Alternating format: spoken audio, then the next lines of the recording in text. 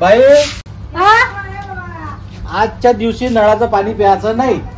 बरं बरं. कारण का ते कुत्र मेलं त्याच्यासाठी मी घरोघरी जाऊन सनेने हे तुम्हाला सांगत आहे. हा एवढी लक्षात घ्या. आजच्या दिवस पाणी नळाचं प्यायचं नाही. नाही नाही. हा ठीक आहे. काय म्हणता? म्हणजे पुत्र पाणी पेल्याने मेलं का? हो पाणी पेल्यानं मेलं. मला डाऊट वाटलं म्हणून आजच्या दिवस नळ बंद हे केलेलं आहे. आजच्या दिवस प्यायचं नाही. बर. ते टाकी वगैरे साफ करून मग तुम्हाला मी सांगेन. पाणी पेल्यानं कुत्र मेलं.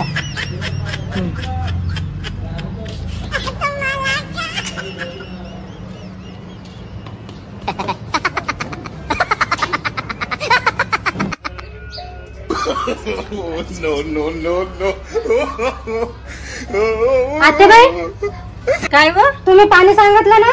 नाही व बाई मी तर नाही सांगितलं पाणी. मला आवाज आल्यासारखा वाटला ना. नाही मी नाही सांगितलं बाई पाणी. राहू द्या. बाई शिल्पा आणलं सध्या एक गोट पिऊनच घेतो.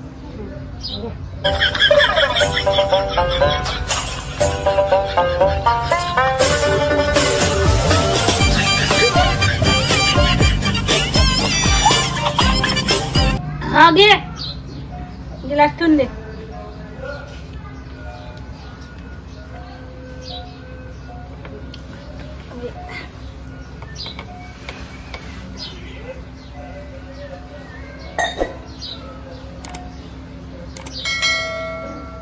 अरे बापरे बुडी मेली वाटते. वा रे वा ये हुई बात. आय टिच टिच आय बुडी मेली. वा वा वा बुडी. अरे बापरे खरंच मेली वाटते. बाप आहे बुडी पाण्यानं मेली.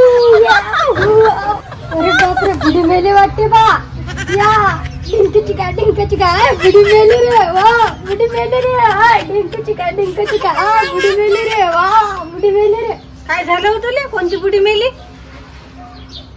हो काऊन नाचून राहिली तू? मॅच झाली का हो? पण सुन राहाय घरात. नळवाला म्हणत होता का पाण्यानं कुत्र मेलं. ही बुडी काऊन नाही मेली? नळवाल्याला विचारा लागा.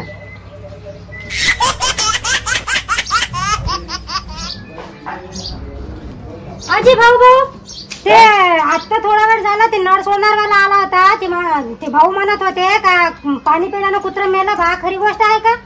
पाणी पेल्यानं नाही मेलं. ते कुत्र पहिलेच आजारी होत. हो का?